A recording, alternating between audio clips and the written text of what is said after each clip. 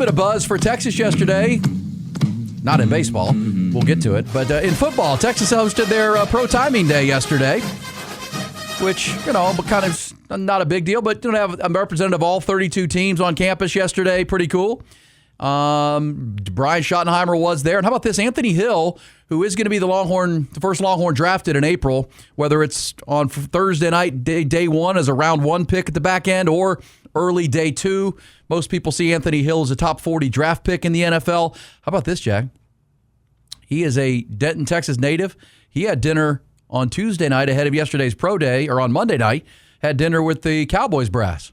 Brian Schottenheimer, Christian Parker, the new defensive coordinator, and that's how that goes, right? You have a dinner, and but here's where the Cowboys are. Unless they make a trade, the Cowboys would have to draft Anthony Hill with the 20th pick because they don't have a pick in the second or third round as it stands right now, which is by the time they come around again in the fourth, and again, unless they make a trade, Cowboys won't have another pick. Also, Manny Muhammad is a guy they like. He's from South Dallas. And, the Cowboys apparently have let's hear from Anthony Hill because, one of the guys he works out with is a Cowboy. That would be DeMarvion Overshown. And they all work out together along with Derek Johnson and others. Here is Anthony Hill yesterday after his pro day workout. When I was coming in as a recruit and as I've been here through the process, he's been somebody I kind of been in constant contact with, just learning from him and seeing all the stuff he did, watching some tape on him. So it's been pretty cool kind of seeing him do what he did in the NFL. Anything you've seen in that tape study of him that you put in your game? Just kind of, I'll say the way he takes on blocks, I kind of try to use that in my game. He kind of uses some finesse and a little bit of power, so I kind of try to model my game and kind of use some of that to rely on him and do it in the game. All right, so Anthony Hill's a guy that the NFL will be looking at, and he's an interesting guy because he came in from Denton as a 5-star kid. Texas kind of threw him on the field and said, "Look, go be an athlete, run around, make plays." And remember the famous quote, Jack, from Pete Kwiatkowski that he's a great athlete. He doesn't know a lot about playing linebacker, though. He does, and they've had to teach him, and they put more and more on his plate. Because remember, when he got there, Jalen Ford was kind of the quarterback of the defense and making all the plays and first team All Big 12 and all that. But he, he's really turned into a really versatile player that can rush the passer, but also as a stand-up linebacker. That's something the NFL will covet. And Steve Sarkisian was asked yesterday about the versatility of the young linebacker and what he's seen from Anthony Hill in 3 short seasons at Texas. Rolling in here is Sark. To bring him along. Yeah, I think, again, for Anthony, it was a lot on his plate, especially early on, because we had Jalen there, and so it was finding ways to utilize Anthony until he ultimately grew into that middle linebacker and still trusting his versatility. So there was a lot on his plate, which I think is why he's so attractive to the NFL, that the idea that he can play off the ball linebacker and he can rush off the edge. Versatility is a great trait to have in the NFL. And so along the way, that leadership of Anthony grew from one year to the next, and I think that was helpful. And I think Derek Johnson was a great resource for him because Derek was a very versatile player as well. And so teaching him the nuances of the position I thought were big. But having the likes of Michael Huff, Derek Johnson, Fozzie Whitaker's at practice today, just different guys coming around. When VY comes around, those guys are great for our players to be around because they set the standard, and then ultimately it's our job to try to meet their standard and then try to exceed it and create a new one. But they're awesome for us to have around, and they're always welcome. All right, so yeah, I saw Fozzie Whitaker there. Of course, Fozzie played with the Carolina Panthers. He was chatting up Dan Morgan. Dan Morgan, the Carolina Panthers former great player who played with Foz. He's also their general manager now, so that was good to see there. But as for Sark, I mentioned Brian Schottenheimer was there, and I think there's a lot of video on the socials, Jack, of Sark and Brian Schottenheimer. You know what it appears to me, just watching those videos that I saw, I don't know if you saw them, Jack, of Schottenheimer and Sark talking, it appears to me, just on those videos, video evidence, that Brian Schottenheimer, the head coach of your Dallas Cowboys, might be a bit of a close talker. You see that? Might be a bit of a close talker. Yeah, he seems intense. You know those people? Yeah, oh yeah. That you're just having a conversation, but they're like here, like hey, There's a little bit of that Sean McVay football intensity to old Shotty. Oh, Shotty brings the yeah. But that's one thing. You could be another foot back, but it felt like they were there. I don't want to say relating to you. He's relating to you aggressively. The TV station's just doing the B-roll, and they're getting there's Sark and Shoddy talking. Love it. And it kind of felt like Sark was backing up a little bit. Then he'd keep close talking to him. It's like, hey, man. But either way, they were having a good, engaged conversation. But here is what Sark likes about this. Is what he likes about Pro Day.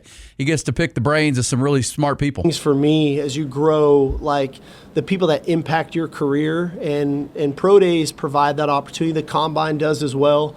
When some of the brightest minds in our sport, some of the best coaches in our sport, when those guys get together, man, I love just being a fly on the wall. And those are the things I remember is, last year Mike Vrabel was here. And I bet I spent an hour with him in the middle of the field talking about different things, and sure enough, he leads the Patriots to the Super Bowl. And so there's a lot of high-level people in our sport. So when they get a chance to be on our campus, man, I'm picking their brain as much as I can. As much as I'm trying to give them information on our players, I'm trying to find out some things too. All right, so there you go. Pick brains. That's good, right? You got some elite football minds, and Sark and his team have a plan on playing for a national championship potentially and trying to get there with Arch Manning. Sark did give an update on the injuries. He did say Arch Manning's progressing well. All the guys that are banged up progressing, and they'll now come back. Remember, they did 3 practices, took spring break, and then yesterday was their first practice back. And what was the retention of what they put in the first? But it's really going to hit big here over the next 3 weeks ahead of the spring game on April the 18th. And obviously we'll cover it. We'll hear Sark talking more about goals and where they are, and good stuff there. But we'll get back to Texas football. They mentioned Texas baseball because this was disappointing last night in our Horns at Half Past, brought to you by Dr. Greg Eckert. He's my dentist, and he'd love to be yours. Dr. Eckert with the U. Saw Michael Taff running around out there. Dr. Eckert works with Michael Taff on that brain vault technology, which is pretty cool. But Michael was running out. You see Michael Taff was catching passes? Because here's where Texas is right now with the Pro Day.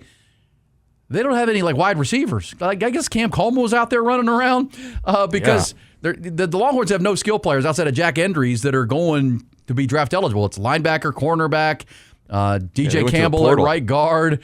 And so the receivers are all back with Cam Coleman, Ryan Wingo, Emmett Mosley, Ryan Niblett's back. I mean, your skill guys are back.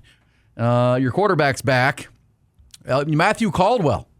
Remember who helped win the Mississippi State game in overtime? He was out there throwing around, but he was throwing like Michael Taff was running post routes for him so he could throw. It's like, can we get a receiver out here?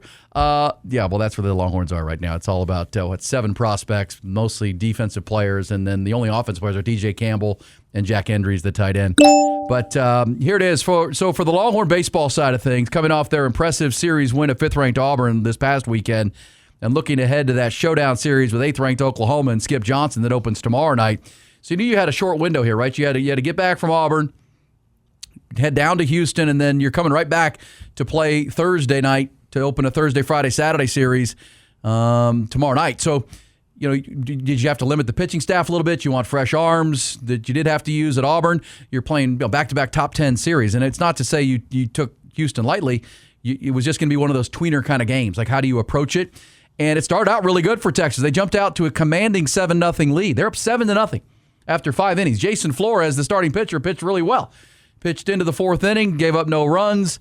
Flores, he's the guy, because remember, when they were 4-0 to start the year on Tuesdays, folks, Sam Cozart, the big-time freshman, was the guy getting the ball. And I saw him down in San Marcos. I mean, he goes 4 or 5 innings and gets you 5-6 strikeouts and gets you into the back end of your bullpen. I mean, it was Jason Flores for into the 4th, and then you went to the bullpen. But again, you don't want to use your high leverage arms with a 7-0 lead. You put runs on the board. Texas only had 3 hits last night, but 11 walks. Texas was very patient against the Houston pitching staff, and they manufactured some runs, so they're up 7-0. You feel like that's a win. Well, then the bullpen kind of tanked again. They gave up 3 spots in the 5th, 7th, and 8th. The seven of the tallies were earned. 2 errors Texas made contributed to the comeback. And then the Cougs put their closer on the hill, and they closed down a 9-7 victory and upset the second-ranked Horns. They fall to 20-4 on the year. It's a classic one that got away lost. That doesn't really kill you big picture. It'll help Todd Whiting and the Cougars big picture. But, they dominate early. Their young arms went to the mound and allowed a home team to get momentum. Crowd got into it. once they got back into the ball game with a 3 spot and then a 3 spot, now it's 7-6. Then they tied the game with a home run, and it's 7-7, and they end up losing this game. The biggest nemesis was Easton Winfield. Remember him? He was a Longhorn last year. Easton Winfield went 3 for 4, hit a home run, scored 3 runs, and drove in a run. He was a big spark against his former team. And then Ryan Rodriguez, their closer, shut it down with 2 strikeouts in the 9th inning. Ethan Mendoza drove in a couple. Jason Flores pitched good. But, that's if you go handle your business against Oklahoma starting tomorrow night, you'll kind of forget about the Houston loss, but 20-4. Yeah, I mean, call it how it is. This team has a really hard time getting outs late right now. Yeah, Friday. Well, it's only been 2 innings in the SEC play on Friday night. 9th innings essentially has been their problem. Other than that, last week they had the really lame performance against Tarleton. But yes, this was. If you list your top 15 pitchers, Texas last night after Jason Flores was down to like pitchers 10, 11, and 12. Right. That's also part of it. But they also brought in Cal Higgins. You also brought in Thomas Burns, who had control issues again last night. Thomas Burns, who's supposed to be your closer, was in the game and walked 3 batters and gave up a run. So, yes, there is concern with the bullpen as they continue to try to define roles. I count 4 games so far this year that were pretty questionable bullpen-wise. The 2 that you lost, of course, Saturday wasn't great against Auburn. They got back into that one pretty close, and you were able to close it out. Credit to Thomas Burns getting back out there on the mound and ending that one. And then this one. And, of course, Tuesday games are Tuesday games, but now there's, you start to see patterns, and you can end them. But here's what they don't have. They don't have Dylan Volantis closing games this year. Correct. And he wasn't closing games on Tuesdays last year either. No. But you have plenty of arms to choose from. You're trying to define roles. And, again, how do they define them? Ty Harrington was with us yesterday and talked about, this is how baseball is. It's a long season. You're going to have rough nights. And this was one where halfway through the game, you're dominating and up a touchdown, and you end up losing the ball game because you gave up crooked numbers and made a couple errors and let a home team with a big crowd get some momentum and get back in the game. And it's kind of a windy, warm night in Houston. By the way, speaking of the heat, that Jack Farrell loves the heat. I just saw on the news, Jack, that it's this March that we're in right now, where it's going to be 85 degrees again today, 90 degrees. Warmest month of March in Austin since, on record, using the Camp Mabry metrics, since 1906. Mm-hmm. 1906. So you like warm temperatures. You're happy. You got to be like a pig in the mud, you know what I'm saying? No, I was outside a lot yesterday, and it was pretty hot. It was warm. I like it. It's shorts and shirt sleeves weather now. But, warmest March on record since 1906. I wonder what was going on back then. Because some will say it was global warming. Well, in 1906, the last time we had a March this warm, for crying out loud. 3 of the 3 years in this decade were in the top 5, though. Oh, that's true. That's 25 true. and 2020. Yeah. That 2020 summer was awful. Awful. Just one of the worst years Well, ever. and that's always it's like for Groundhog's Day in Texas, right? Punxsutawney Phil. If it's this warm in March, what are we dealing with in May and June and July and Last August? year it didn't get that hot, Wasn't but bad. it was into the 90s, like to November. Well, yeah. That's what you have to deal with. Well, we also had the July floods and the horrible rain, and it was a wetter summer. 2023? That was just like the hottest summer ever. Yeah. That sucked. Yes. You'd walk outside and you'd just start sweating. Yeah.